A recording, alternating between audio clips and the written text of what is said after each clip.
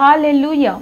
యేసే మనకు ఆశ్రయం అనే టీవీ కార్యక్రమాన్ని వీక్షిస్తున్న మీ అందరికీ నజరేయుడైన యేసుక్రీస్తు నామమున శుభములు. ఎలా ఉన్నారండి? దేవుడు తన రెక్కల చాటున మనల్ని భద్రపరిచి మరొక వారాన్ని మనకు అనుగ్రహించిన దేవాది దేవునికి సమస్తమైన మహిమ ఘనత ప్రభావాలు కలుగును గాక. ఈ యొక్క వారం కూడా ఆ గొప్ప దేవుడు మనతో మాట్లాడాలని ఆశపడుతున్నారండి. ముందుగా మన యొక్క హృదయాలను సిద్ధపరచుకుందాం, ప్రార్థన చేద్దాం. సర్వోన్నతుడా, సర్వాధికారి, సర్వశక్తిమంతుడా, నీకు కోట్లాది కృతజ్ఞతలు. ఆశ్చర్యకరుడా, అద్భుతకరుడా, నీ కృప తండ్రి, నీ నామాన్ని ఘనపరచుకొనండి దేవా. ఎవరైతే యొక్క కార్యక్రమాన్ని చూస్తూ ఉన్నారో నీ బిడ్డలైన వారు సర్వశక్తిమంతుడా తండ్రి, నువ్వు సహాయమును దయచేయండి తండ్రి. ప్రతి ఒక్కరూ నీ సన్నిధిని అనుభవించాలి దేవా. నీ కృపా రెక్కల క్రింద భద్రపరచండి దేవా. నీకు కోట్లాది కృతజ్ఞతలు. ఆశ్చర్యకరుడా, అద్భుతకరుడా, ఆలోచనకర్త, నీ కార్యం జరిగించు దేవా తండ్రి. ప్రతి ఒక్కరం నీ యొక్క సన్నిధిని అనుభవించాలయ్యా. నువ్వు సహాయమును దయచేయండి. కేవలం నీ నామం మహిమపరచబడాలి, నీ నామం మహిమపరచబడాలయ్యా, నీ నామం మహిమపరచబడాలి. నజరేయుడైన యేసుక్రీస్తు నామంన అడిగి వేడుకొంచున్నాము తండ్రి. Amen, amen, amen. ఈ వారం మన యొక్క వాక్య ప్రసంగ అంశంగా యెషయా 43వ అధ్యాయము 19వ వచనం. ఇదిగో నేను ఒక నూతన క్రియను చేయుచున్నాను, ఇప్పుడే అది మొలచును, మీరు దానిని ఆలోచింపరా? నేను అరణ్యంలో త్రోవను కలగజేయుచున్నాను, ఎడారులో నదులను పారజేయుచున్నాను. మరొకసారి చదువుదామండి. యెషయా 43:19. ఇదిగో నేను ఒక నూతన క్రియను చేయుచున్నాను, ఇప్పుడే అది మొలచును, మీరు దానిని ఆలోచింపరా? నేను అరణ్యంలో త్రోవను కలగజేయుచున్నాను, ఎడారుల్లో నదులు పారజేయుచున్నాను. ఈ వారం మన యొక్క వాక్య ప్రసంగాంశం, దేవుడు నా జీవితంలో అసాధారణమైన కార్యం చేయాలి అంటే, దేవుడు మన జీవితాలలో అసాధారణమైన కార్యాలు చేయాలి అంటే, అసలు దేవుడు నా జీవితంలో అసాధారణమైన కార్యం చేయగలరా? ఎంతో మంది గురించి నేను వింటా ఉన్నాను. దేవుడు నాకు ఈ యొక్క కార్యం జరిగించారు, ఈ యొక్క విషయంలో అద్భుతం చేశారు, ఈ యొక్క విషయంలో నా దేవుడు కార్యం జరిగించారని నువ్వు వింటా ఉంటున్నావు, చూస్తున్నావు. కానీ నీకు కొన్నిసార్లు ఆ హృదయంలో అనుమానం వస్తుంది, దేవుడు నా జీవితంలో కూడా అసాధారణమైన కార్యాలు చేయగలరా అన్న అనుమానము, అన్న అవిశ్వాసము మన జీవితంలో వస్తూ ఉంటుంది. ఒక్కటి గుర్తుపెట్టుకో, ఈ లోకంలో నీకు ఎంతమంది ఉన్నా నీ గురించి గొప్పగా ఆలోచించే ఒకే ఒక వ్యక్తి, ఎవరైనా నిన్ను తక్కువ చేసి మాట్లాడవచ్చు, కానీ నీకు నువ్వే ఎన్నోసార్లు తక్కువ చేసుకుని మాట్లాడవచ్చు, కానీ నీ గురించి ప్రతిసారి గొప్పగా ఆలోచించే వ్యక్తి ఎవరో తెలుసా? ఆ దేవాది దేవుడు మాత్రమే. అంత గొప్ప దేవుడు నీ గురించి గొప్పగా ఆలోచిస్తున్నారు. నువ్వు అనేక సార్లు ఈ విధంగా ప్రార్థన చేసి ఉంటావు, ప్రభా నువ్వేనయ్యా నా దిక్కు, తండ్రి సర్వశక్తిమంతుడా నువ్వే నా దిక్కు ప్రభా, ఈ లోకంలో నాకు ఏ నిరీక్షణ లేదయ్యా, నువ్వే నాకు కార్యాలు జరిగించాలి అన్న ప్రార్థన నువ్వు కొన్ని బాధల్లో కష్టాల్లో ఉన్నప్పుడు చేసావేమో. కానీ కొన్నిసార్లు నిజంగా దేవుడు ఈ యొక్క కార్యాల్లో నాకు అసాధారణమైన కార్యం చేయగలరా అన్న ఆలోచన వస్తుంది. అప్పుడు నువ్వు కన్నీటితో, బాధతో, భారంతో నువ్వు చేసిన ప్రార్థనను దేవుడు మర్చిపోలేదు. దేవుడు తప్పకుండా నీ జీవితంలో ఒక అసాధారణమైన కార్యాన్ని చేస్తారు. అది చెయ్యాలి అంటే మనము ఏం చేయాలో ఈరోజు నేర్చుకుందాం. దేవుడు నన్ను నిలబెడతారా? తప్పగా నిలబెడతారు. ఒక మాట నేను ప్రతిసారి చెప్తానండి, మరలా చెప్తా. దేవుడు చెయ్యలేని కార్యం ఈ లోకంలో ఏదీ లేదు, ఇంకా రాదు కూడా. దేవుడు చెయ్యలేని కార్యం ఈ లోకంలో ఏదీ లేదు, ఇంకా రాదు కూడా. అయ్యో ఇంత అడ్వాన్స్ టెక్నాలజీలో దేవుడు ఈ కార్యం చేయాలంటే ఎలాగా అని మనం లాజిక్లు రీజన్స్ మనం ఎత్తుక్కోకూడదండి. ఆయన ఎటువంటి పరిస్థితి అయినా ఆయన కార్యం చేసి తన బిడ్డల పక్షంగా నేనున్నాను, నేను నా బిడ్డల్ని నిలబెడుతున్నాను, నా నామాన్ని మహిమపరిచే బిడ్డలుగా ఉన్నారని లోకానికి చూపించగల గొప్ప సర్వశక్తిమంతుడు. కాబట్టి మనము ధైర్యం తెచ్చుకోవాలి. దేవుడు నీ జీవితంలో అసాధారణమైన కార్యాలు చేయగలరు. కానీ ఆ అసాధారణమైన కార్యాలు మన జీవితంలో దేవుడు చెయ్యాలి, దేవుడు ఉండాలి. దేవుడు ఒక అసాధారణమైన కార్యం నా సాక్ష్యం ద్వారా అనేక మంది ఇంకా ఇంకా దేవుణ్ణి హత్తుకోవాలి. నా జీవితంలో ఆ యొక్క విషయంలో అనారోగ్య విషయమా, జీవితంలో భవిష్యత్తు విషయమా, లేకపోతే ఆర్థిక విషయమా, ఏ విషయంలోనైనా దేవుడు ఒక అసాధారణమైన కార్యం నా జీవితంలో చెయ్యాలి అని ఆశిస్తున్నావు. కానీ అది చెయ్యాలంటే ఏమి చేయాలో మనము ఈరోజు 3 విషయాలలో మనం నేర్చుకుందాం. మన యొక్క వాక్య ప్రసంగ అంశం, దేవుడు నీ జీవితంలో అసాధారణమైన కార్యం చెయ్యాలంటే కదా. మనం మొట్టమొదటిగా మనం చూసినట్లయితే శత్రువును గుర్తుపట్టి దేవునికి లోబడడం, అదే దేవునికి మహిమ. మొట్టమొదటిగా శత్రువునికి గుర్తుపట్టి దేవుడికి లోబడడం, అదే దేవుడికి మహిమ. మన జీవితాల్లో చాలాసార్లు మనకున్న శత్రువేంటో, మన జీవితంలో ఉన్న శత్రువేంటో మనం గ్రహించాలి. మనం ఒక క్రైస్తవులుగానే ఉంటాం, ఎన్నో రోజుల నుంచి సన్నిధికి వెళ్తాం, ఎన్నో రోజుల నుంచి దేవుడికి ప్రార్థన చేస్తూ ఉంటాం, ఎన్నో రోజుల నుంచి క్రైస్తవులుగా ఈ లోకంలో పిలువబడుతూ ఉంటాం, రక్షణ తీసుకుంటాం, ఆత్మీయంగా ఇంకా ఇంకా ఎతుకుతూ ఉంటాం. కానీ మన జీవితాల్లో కొన్ని శత్రువులు ఉన్నాయి. ఆ శత్రువులు ఏమిటో మనం గుర్తుపట్టాలి, మనం గుర్తుపెట్టుకోవాలి, గ్రహించాలి. ఆ శత్రువులు ఏంటి? నీ యొక్క చెడు తలంపుల, ఆ శత్రువులేంటి? నీ యొక్క చెడ్డ చూప, ఆ శత్రువులేంటి? నోటి మాటల, ఆ శత్రువేంటి? నీలో ఉన్న కోపమా? ఆ శత్రువేంటో నువ్వు గుర్తుపట్టగలగాలి.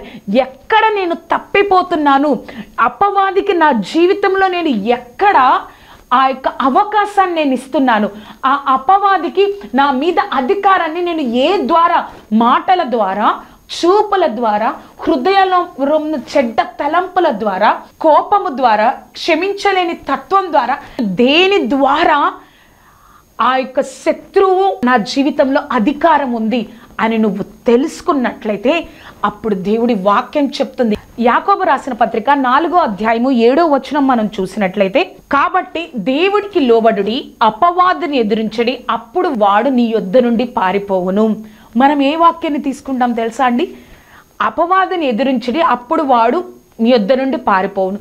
అపవాదిని మనంగా ఎదిరిస్తే వాడెక్కడికి పారిపోడండి. కానీ నువ్వు నేను ఎప్పుడైతే దేవుడికి లోబడి అపవాదిని ఎదిరిస్తామో అప్పుడు మన మీద, మన జీవితాల మీద అధికారం లేకుండా మన జీవితాల మీద నుంచి వాడు పారిపోతాడు. అదే దేవుడు చెప్తున్న మాట. శత్రువును గుర్తుపట్టి దేవునికి లోబడడం, అదే దేవునికి మహిమ. ఈ ఫస్ట్ పాయింట్లో ABCD చూద్దామండి. ఆ ఫస్ట్ పాయింట్లో ఏ చూసినట్లయితే అపవాది నాశనం చేసేస్తాడు. అపవాది అనేవాడు నాశనం చేసేస్తాడు. యెహోషువ గ్రంథం చూసినట్లయితే 7-8 అధ్యాయాల్లో చూస్తే యెహోషువ దేవుని కృప వలన, దేవుడి సహాయం వల్ల హాయి పట్టణాన్ని, యెరికో పట్టణాన్ని స్వాధీనం చేసుకున్నారు. దేవుడి కృప వలన ఎంతో అద్భుత రీతిగా ఆ యెరికో పట్టణాన్ని, హాయి పట్టణాన్ని సమస్తాన్ని స్వాధీనం చేసుకున్నప్పుడు, స్వాస్థంగా పొందుకున్నప్పుడు ఆ యొక్క చుట్టుపక్కలున్న రాజులందరూ ఇశ్రాయేల్ ప్రజలకు భయపడతా ఉండేవాళ్ళంట. అయ్యో వారి దేవుడు ఎంత గొప్ప దేవుడని. కానీ గిబియోనీయులు అనే వారు ఏం చేశారంటే మారు వేషంలో ఇశ్రాయేల్ ప్రజల దగ్గరకు వచ్చారు. మారు వేషంలో ఇశ్రాయేల్ ప్రజల దగ్గరకు వచ్చి వారు ఏం చెప్తున్నారంటే, మేము ఎక్కడో దూరదేశం నుంచి వచ్చాము, మేము మీతో సంధి చేసుకోవాలని ఆశపడుతున్నాము, మేము మీతో ఉండాలని ఆశపడుతున్నాము అని చెప్పినప్పుడు యెహోషువ ఏమంటాడో తెలుసా? యెహోషువ 9వ అధ్యాయము 15వ వచనం, యెహోషువ వచ్చిన వారితో సమాధానపడి వారిని బ్రతకనిచ్చుటకు వారితో నిబంధన చేసెను, మరియు సమాజ ప్రధానులు వారితో ప్రమాణం చేశారు. కానీ వారు ఎవరో తెలుసా? వారు ఆ యొక్క శత్రువులు, ఆ యొక్క చుట్టుపక్కల ఉన్న వారే, కానీ వారు అబద్ధపు చెప్పి మారు వేషంలో వచ్చి ఆ యొక్క ఇశ్రాయేలు వారితో సంధి చేసుకున్నారు. అపవాది ఎప్పుడు కూడా నాశనం చేయాలని ఉంటాడు, కానీ ఇక్కడ కూడా వారు హాయిని పట్టణాన్ని పట్టుకున్నారు, ఎరుకో పట్టణాన్ని పట్టుకున్నారు. కానీ ఆ గిబియోనీలు వాళ్ళ దగ్గరకు వచ్చేటప్పటికి వారికి ఏం అర్థం కాలే. వారితో సంధి చేసుకున్నారు, వారితో ప్రమాణం చేశారు, మీరు మాతోనే కలిసి ఉంటారు అని ప్రమాణం చేసేశారు. అపవాది కూడా ఎప్పుడు కూడా మనల్ని ఏ విధంగా నాశనం చేయాలి, ఏ విధంగా ప్రతి ఒక్క ఆలోచన మీద, ప్రతి ఒక్క తలంపుల మీద, ప్రతి ఒక్క మాట మీద ఏ విధంగా ఎక్కడ దొరుకుతాడా అని అపవాది మన జీవితాన్ని నాశనం చేయాలి, ముందుకెళ్ళనీయకుండా, దేవుని చిత్తంలో కొంతమందిని ఉండనీయకుండా నాశనం చేయాలని అపవాది చూస్తూ ఉంటాడు. ఎప్పుడు కూడా అపవాది నాశనం చేస్తూ ఉంటాడు. ఆ ఫస్ట్ పాయింట్లో బి చూస్తే అపవాది ఆలోచన నియమాన్ని నాశనం చేస్తాడు. చూడండి, యెహోషువ ఎంతగానో అద్భుత రీతిగా 6వ అధ్యాయంలో యెరికో పట్టణాన్ని దేవుడు చెప్పినట్లుగా ప్రతి ఒక్క దాన్ని, ఆ యొక్క శపితమైన దానిని అంతటిని తీసివేసి ఆ పట్టణాన్ని స్వాధీనపరుచుకున్నారు. తర్వాత హాయి పట్టణాన్ని స్వాధీనపరుచుకున్నారు. అంటే వారిని ఆ చుట్టుపక్కల దేశాలంతటిలో భయాన్ని పుట్టించేటట్లు చేసింది ఎవరు? దేవుడే కదా. యెహోషువ నాయకత్వంలో ఇజ్రాయెల్ ప్రజలంటే భయపడేటట్లుగా చుట్టుపక్కల రాజులకి చేసింది ఎవరు? దేవుడే కదా. కానీ ఈ గిబియోనీలు మారు వేషంలో ఇశ్రాయెల్ ప్రజల దగ్గరకు వచ్చినప్పుడు, వారు కావాలని వచ్చినప్పుడు, వారు దేవుడి దగ్గర అడగకుండానే వారితో సమాధాన పడిపోయారు. వారు మాతోనే ఉండండి అని ప్రమాణం చేసుకున్నారు. 9వ అధ్యాయం 14-15 వచనాలు. ఇశ్రాయేలు యెహోవా చేత సెలవు నొందకయే వారిలో ఆహారము కొంత పుచ్చుకొనగా యెహోషువ వచ్చిన వారితో సమాధాన పడి వారిని బ్రతకనిచ్చుటకు వారితో నిబంధన చేశాను. వారు దేవుడి దగ్గర, ప్రభా వీళ్ళు ఎవరో వచ్చారు అని దేవుడి దగ్గర విచారణ చెయ్యక, దేవుడి దగ్గర ఆ యొక్క సెలవు పుచ్చుకొనక, ప్రభా చెయ్యాలా వద్దా అని అడగకుండానే వారితో సమాధాన పడిపోయారు. మనము తొందరలో తీసుకునే నిర్ణయాల్లో అపవాది యొక్క దాడి అనేది ఉంటుంది. వారు అయ్యో వీళ్ళు ఎదురుగా ఉన్నారు, దేవుడి దగ్గర విచారణ చేస్తే టైం అయిపోతుందని త్వరగా వారి దగ్గర సమాధాన పడి వారితో ప్రమాణం చేశారు. మీరు మాతో కూడా బ్రతుకుతారు, మేము మీ యొక్క చుట్టుపక్కల ఉన్న దేశ ఆ యొక్క రాజులను ఎలా అయితే హతం చేసామో అలా చెయ్యము అని ప్రమాణం చేయించేసుకున్నారు. చూసారా, త్వరగా మనం జీవితంలో తీసుకునే నిర్ణయాల వల్ల అపవాది దాని మీద అధికారం చెలాయిస్తారు. అదే ఆ యొక్క యెహోషువ టైంలో గిబియోనుల యొక్క విషయంలో ఆ విధంగానే జరిగింది. ఆ ఫస్ట్ పాయింట్లో సి చూసినట్లయితే అపవాది మన పరిశుద్ధతను నాశనం చేస్తాడండి. అపవాది మన యొక్క పరిశుద్ధతను, నువ్వు ఎంతగానో పరిశుద్ధంగా జీవిస్తావు, కానీ నీ దగ్గరికి కొంత అపవిత్రమైన వాటిని, కొంత అపవిత్రమైన వ్యక్తుల్ని పంపి నిన్ను నాశనం చేస్తాడు. నీ పరిశుద్ధతను అపవాది నాశనం చేస్తాడు. వీరందరూ ఎంతగానో హాయి పట్టణాన్ని, ఎరుకో పట్టణాన్ని జయించి ఇశ్రాయేల్ ప్రజలు ఒక పరిశుద్ధమైన జనాంగంగా వారు ఉన్నప్పుడు దేవుడు చెప్తారు వారిని ఏమని అంటే, ద్వితీయోపదేశ కాండము 7వ అధ్యాయము 2వ వచనములో, నీ దేవుడైన యెహోవా వారిని నీకు అప్పగించి ఉన్నాడు, నీవు వారిని హతము చేయవలను, వారిని నిర్మూలము చేయవలను, వారితో నిబంధన చేయకూడదు, వారిని కరుణింపకూడదు. ఎవరో వాళ్ళు తెలుసా? ఎవరు అంటే 7వ అధ్యాయము 1వ వచనములో, అనగా సంఖ్యకు బలవంతులను నిన్ను మించిన హిత్తీయులు, గిర్గాయిషీయులు, అమోరీయులు, కనానీయులు, పెరిజ్జీయులు, హవ్వీలు, ఎబూసీయులు 7 జనము నీ ఎదుట నుండి వెళ్ళగొట్టిన తర్వాత నువ్వు వారితో నిబంధన చేయకూడదు, వారిని కరుణింపకూడదు అని చెప్తే, అమోరీల్లో ఉన్న ఆ గిబోనీయులు ఆ యొక్క యెహోషువ దగ్గరకు వచ్చారండి. యెహోషువ దగ్గరకు వచ్చి వారితో కలిసి జీవించాలని మారు వేషంలో వచ్చి సమాధానంతో యెహోషువ ప్రమాణం చేసేటట్లు అపవాదికి అవకాశం ఇచ్చేశాడు యెహోషువ. అర్థమవుతుందా? మన పరిశుద్ధతను నాశనం చేస్తాడు అపవాది. మన యొక్క పరిశుద్ధతను నాశనం చేస్తాడు. నిర్మూలన చేయాలి, నిబంధన చేయకూడదు, వారిని కరుణించకూడదు అని ద్వితీయోపదేశ కాండం 7వ అధ్యాయం 2వ వచనంలో చెప్పినా కూడా వారు తెలియకుండా మారు వేషంలో రాగా ఇశ్రాయేల్ దగ్గరికి వచ్చేసారు. వారు దేవుడి చేత సెలవు పుచ్చుకోకుండానే, దేవుణ్ణి అడగకుండానే వారితో ప్రమాణం చేసేసారు కదా. అపవాది ఎప్పుడు మన యొక్క పరిశుద్ధతను, దేవుళ్ళో మనం ఉండాల్సిన ఆత్మీయతను చెడగొడతా ఉంటాడండి. అదే అపవాది యొక్క మొదటి ఆయుధం మన జీవితంలో. ఆ ఫస్ట్ పాయింట్లో డి చూస్తే అపవాది అధికారం నిర్మూలన చేయాలి, చివరికి ఆ గిబోనీయులు మారు వేషంలో వారు పక్కనున్న పట్టణముల నుంచి వారు వచ్చారు. అయ్యో, అమ్మోనీయులలో శేషించిన వారందరూ అని ఆ యొక్క యెహోషువకి తెలిసినప్పుడు, యెహోషువ ఎంతగానో మీరు మమ్మల్ని మోసం చేశారు కదా, తరతరాలు మీరు దాస్యంలోనే ఉంటారు, మాకు నీళ్లు చేదిపోయడం, మాకు కట్టెలు కొట్టడంలో మీ గిబియోనీయులు ఎప్పుడు తరతరాలు మా దగ్గర ఇలాగే ఉంటారు అని చెప్పారు. మనం ఎప్పుడైతే పశ్చాత్తాప పడతామో అప్పుడు అపవాదికి మన మీద అధికారం ఉండదు. వాళ్ళు ప్రమాణం చేశారు, యెహోషువ సమాజ ప్రధానులందరూ ప్రమాణం చేశారు, మీరు నాతోనే ఉండాలి అని ప్రమాణం చేశారు. కానీ వారు తప్పు తెలుసుకొని దేవుడి దగ్గర పశ్చాత్తాప పడినప్పుడు వారు ఆ గిబియోనీయుల యొక్క అధికారం యెహోషువ వారి మీద లేకుండా దేవుడు వారిని దాసులుగా చేసేశారు. ఆ యొక్క అపవాది వారికి లొంగేటట్లుగా అపవాది వారి మీద ఇంకా అధికారం లేకుండా చేశారు. స్వతంత్రాన్ని ఇవ్వగలిగిన దేవుడు మన దాస్యమనే ఆ యొక్క కాడి కింద మనం ఉండకుండా చేయాలంటే మనము ఆ పాపంలో ఉన్నప్పుడు పశ్చాత్తాప పడాలి. ఆ శత్రువును గ్రహించి మనం పశ్చాత్తాప పడాలి. ఆ ఫస్ట్ పాయింట్లో ఈ చూసినట్లయితే దేవునికి మనల్ని మనం అప్పగించుకోవాలి కదా. ఆ గిబోనీయులు ఎవరో అమోరీయులలో శేషించిన జనాంగం. ఆ అమోరీయుల గురించి దేవుడు ఏం చెప్తున్నారు? వారితో నువ్వు నిబంధన చేయకూడదు, వారిని నువ్వు కరుణింపకూడదు. ద్వితీయోపదేశ కాండం 7వ అధ్యాయం 2వ వచనములు. అటువంటి శత్రువులు ఇశ్రాయేల్ ప్రజల మీదకి వచ్చారు. కానీ ఎప్పుడైతే ఆ ఇశ్రాయేల్ ప్రజలు దేవుడికి పూర్తిగా తప్పు జరిగిందని వారికి వారుగా అప్పగించుకున్నారో, అపవాది చేసిన పన్నాగాన్ని దేవుడు తన చిత్తానికి తన ప్రజల కోసం ఉపయోగించుకున్నారు. వారు గిబోనీయులు జీవితాంతము ఆ ఇశ్రాయేల్ ప్రజలకు నీళ్లు పెట్టేవారిగా, ఆ యొక్క కట్టెలు కొట్టేవారిగా, నీళ్లు చేదు పోచేవారిగా, ఆ విధంగానే ఒక దాస్యంలోని వారు బతికారు కదా. అర్థమైంది కదా. మనం ఎప్పుడైతే దేవుడికి మనల్ని మనం అప్పగించుకుంటామో అపవాది మన మీద చేసే తంత్రాలన్నిటినీ దేవుడు మనకి మేలుకరంగా జరిగిస్తాడంట కదా. గిబియోనీయులు ఎంతగానో మారువేషం వేసుకొని వీరితో మేము ఉండాలి అని ఒక శత్రువులుగా ఉన్న వారు వీరి దగ్గరకు వచ్చారు. కానీ దేవుడు వాటిని ఆ యొక్క ఇశ్రాయేల్ ప్రజలకు అనుకూలంగా మార్చేశారు. ఎప్పుడో తెలుసా? వారు తన తప్పును తెలుసుకొని వారుగా ఆ దేవుడికి అప్పగించుకున్నారు. కాబట్టి మనము కూడా మన జీవితాల్లో దేవుడు అసాధారణమైన కార్యాలు చేయాలంటే ఏం చేయాలో తెలుసా?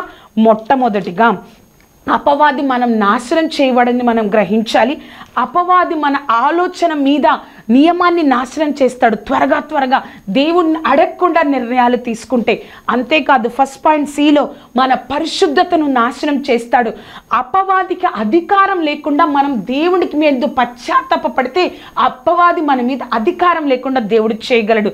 చివరిగా దేవుడు మనల్ని మనం అప్పగించుకుంటే ఆ అపవాది తంత్రాల్ని కూడా దేవుడు మనకి మంచి చేసేటట్లుగా మార్చగలడు కదా. మన యొక్క వాక్య ప్రసంగాంశం, దేవుడు మన జీవితంలో అసాధారణమైన కార్యాలు చేయాలి అంటే మొట్టమొదటిగా శత్రువును గుర్తుపట్టి దేవునికి లోబడడం, అదే దేవునికి మహిమ. రెండవదిగా సూర్య చంద్రులను ఆపగలిగిన అసాధారణమైన ప్రార్థన. సూర్య చంద్రులను ఆపగలిగిన అసాధారణమైన ప్రార్థన. ఇప్పుడు ఈ ఇశ్రాయేల్ ప్రజలు గిబియోనీయులు కలిసి సమాధానంతో ప్రమాణం చేయబట్టి వారు గిబియోనీయులు ఇశ్రాయేల్ ప్రజలతో యెహోషువ నాయకత్వంలో అందరూ కలిసి నివసిస్తున్నారు. ఈ విషయము ఆ చుట్టుపక్కలున్న 5 రాజులకు తెలిసిపోయింది. ఆ 5 రాజులు కూడా గిబియోనుల మీదకి యుద్ధానికి వచ్చారు. ఆ యుద్ధానికి వచ్చినప్పుడు యుద్ధ భూమిలోనే కొంతమంది గిబియోనీయులు యెహోషువ దగ్గరకు పంపించి, మా మీదకి యుద్ధానికి 5 రాజులు వచ్చారు, మీరు మాతో సంధి చేశారు కదా, ప్రమాణం చేశారు కదా, మమ్మల్ని కాపాడండి యుద్ధముడానికి వచ్చి అన్నప్పుడు వెంటనే యెహోషువ ఆ యొక్క పరాక్రమవంతులందరినీ, ఇశ్రాయేల్లో ఉన్న పరాక్రమవంతుల్ని, యుద్ధ వీరులను తీసుకొని యుద్ధ భూమికి వెళ్తారు. యుద్ధ భూమికి వెళ్ళిన తర్వాత అక్కడ 5 రాజులు, మిక్కిలి గొప్ప సైనికులు, వారందరితో యుద్ధం చేస్తున్నారు. వెళ్తూ ఉన్నప్పుడే దేవుడు వడగాళ్ల చేత 5 రాజుల సైన్యంలో కొంతమందిని చంపేస్తారు. కానీ సైనిక శేషం ఇంకా మిగిలింది, ఇంకా చేయాలి. అప్పుడు ఏం జరిగింది అంటే, యెహోషువ, ప్రభా నువ్వు సూర్యుడిని నిలుపవా, చంద్రుడిని నిలుపవా అని ప్రార్థన చేస్తారు. దేవుడు చేసి చూపించాడు కదా. ఆ యొక్క సూర్య చంద్రులను ఆపగలిగిన అసాధారణమైన ప్రార్థన. మనము కూడా అటువంటి ప్రార్థన కలిగి ఉండాలి. ఎప్పుడో తెలుసా? అపవాదిని వెళ్ళగొట్టి దేవుడిని లోబడినప్పుడు. ఆ సెకండ్ పాయింట్లో ఏబిసి చూద్దామండి. ఏ చూసినట్లయితే యెహోషువ చేసిన ప్రార్థన సంపూర్ణమైన విశ్వాస సహితమైన ప్రార్థన. ఇప్పుడు యెహోషువ ఆ యొక్క యుద్ధ భూమిలో ప్రార్థన చేశాడు, ప్రభా ఇంకా సైనిక శేషం మిగిలిందయ్యా, కొంతమంది చనిపోయారు, 5 దేశాల నుంచి వచ్చిన రాజులు సైన్యము మేమందరం కలిసి యుద్ధంలో ఉన్నప్పుడు వారు ఇంకా మిగిలిన్నారు ప్రభా, కానీ చీకటి పడిపోతుంది, యుద్ధం ఆగిపోకూడదు, సూర్యుడు నిలిచిపోవాలి, చంద్రుడు నిలిచిపోవాలి ప్రభా అని పరిపూర్ణమైన విశ్వాసంతో చేశాడు. ఆ ప్రార్థన చేస్తున్నప్పుడు కూడా యెహోషువకి ప్రశ్న రాలేదండి, అయ్యో నేను చేస్తున్న ప్రార్థన ఏంటి, ఎప్పుడు ఇలాంటి ప్రార్థన నేను వినలేదే, ముందు ఇలాంటి ప్రార్థన ఎవరు చేయలేదే, నేను ఇలా చేస్తున్నానేంటి అన్న ఆలోచనే రాలేదు. పరిపూర్ణ విశ్వాస సహితమైన ప్రార్థనను యెహోషువ చేశాడు. అందుకే దేవుడు అంటాడు కదా, ఆవగింజంత విశ్వాసం ఉంచితే ఈ కొండను సముద్రంలో పడవేయమంటే అది పడిపోతుందని. మనము కూడా అటువంటి పరిపూర్ణమైన విశ్వాసాన్ని కలిగి ప్రార్థన చేయాలి. యెహోషువ డౌట్ రాలా, నిజంగా ఆగిపోతుందా, కానీ ప్రభా నువ్వు వాగ్దానం ఇచ్చావు, ఆపు, ఈ సైన్యం అంతా చనిపోయే వరకు, యుద్ధంలో మాకు విజయం వచ్చే వరకు సూర్యుడు నిలిపిపోవాలి, చంద్రుడు ఆగిపోవాలి అని విశ్వాస సహితమైన ప్రార్థనను యెహోషువ చేశారు. ఆ సెకండ్ పాయింట్లో చూసినట్లయితే యెహోషువ చేసిన ప్రార్థన ఖచ్చితమైన అవసరత కొరకు చేసిన ప్రార్థన. అక్కడ ఏ అవసరత ఉందండి? ఏ అవసరత ఉంది? ఎంతో ఎక్కువ మంది సైన్యం ఉన్నారు, వీరేమో గిబియోనీయులు, ఇశ్రాయేల్ ప్రజలు, వీరిద్దరు ఉన్నారు. అక్కడ ఎదురుగా వారికి వ్యతిరేకమైన సైన్యం ఏమిటి అంటే 5 రాజులతో కూడిన సైన్యం. ఆ రాజులతో కూడిన సైన్యం, ప్రభా నువ్వు చెప్పావు కదా, వాగ్దానం ఇచ్చావు కదా, భయపడకుడి, నేను వారిని ఎలాగైతే హాయి పట్టణం యొక్క రాజస్థితి, యెరికో పట్టణం యొక్క రాజస్థితిని ఏ విధంగా చేశానో మీకు ఈ దేశాన్ని, ఈ యొక్క ప్రాంతాన్ని కూడా, ఈ యొక్క రాజులు కూడా నీకు అప్పగిస్తానని నువ్వు సెలవిచ్చావు కదా, నాకు కార్యం జరిగించు ప్రభాని ఖచ్చితమైన ప్రార్థన ఆ యొక్క టైంలో యెహోషువ చేశాడండి. ఎంతో దీర్ఘ ప్రార్థన చేయలా. ఆ యుద్ధ భూమిలో ఇంకా చీకటి పడిపోతే ఆ శత్రు సైన్యం అంతా పారిపోతారయ్యా, మరలా వాళ్ళందరూ కలుసుకొని మా యొక్క గిబియోనీల మీదకి, ఇశ్రాయేల్ మీదకి వస్తారు ప్రభా, కాబట్టి నువ్వు మాకు సహాయం చేయాలని ఒక ఖచ్చితమైన ప్రార్థన యెహోషువ అక్కడ చేశాడండి. మనము కూడా మన యొక్క అవసరతలో, మన యొక్క ప్రార్థనలో ఒక ఖచ్చితమైన ప్రార్థననే ఉండాలి. ఇది నిజంగా నాకు కావాలా, ఇది నిజంగా ఇప్పుడు అవసరమా అని ఖచ్చితంగా తెలుసుకొని నువ్వు నేను ప్రార్థన చేయాలి. ఆ యొక్క సెకండ్ పాయింట్లో సి చూసినట్లయితే యెహోషువ చేసిన ప్రార్థన దేవుడి వాగ్దానం చిత్త నెరవేర్పు కొరకు చేసిన ప్రార్థన. యెహోషువ ప్రార్థన చేశాడు. ఆ యొక్క గిబియోనీలు యుద్ధంలో ఉన్నప్పుడు యెహోషువకు వర్తమానం పంపి, నా మీదకి 5 రాజులు వచ్చారు, మీరు త్వరగా రావాలన్నప్పుడు యెహోషువ వెంటనే బయలుదేరి వెళ్తున్నప్పుడు యెహోషువతో దేవుడు చెప్తారు, భయపడకు, నేను వారిని నీ చేతికి అప్పగిస్తాను అని వాగ్దానం చేశావు కదా ప్రభా, నాకు ఈ యొక్క వాగ్దానాన్ని నాకు అనుగ్రహించు. ఆ యొక్క యుద్ధ భూమిలో ఈ 5 యొక్క సైన్యము, ఈ యొక్క రాజులందరూ హతమార్చబడాలి ప్రభా, నాకు సహాయం చేయి ప్రభా అని ఒక వాగ్దాన కొరకు, వాగ్దాన చిత్తము నెరవేర్పు కొరకు యెహోషువ ఎంతగానో ఆ యొక్క యుద్ధ భూమిలో ఉండి దేవుడికి మొరపెట్టాడు.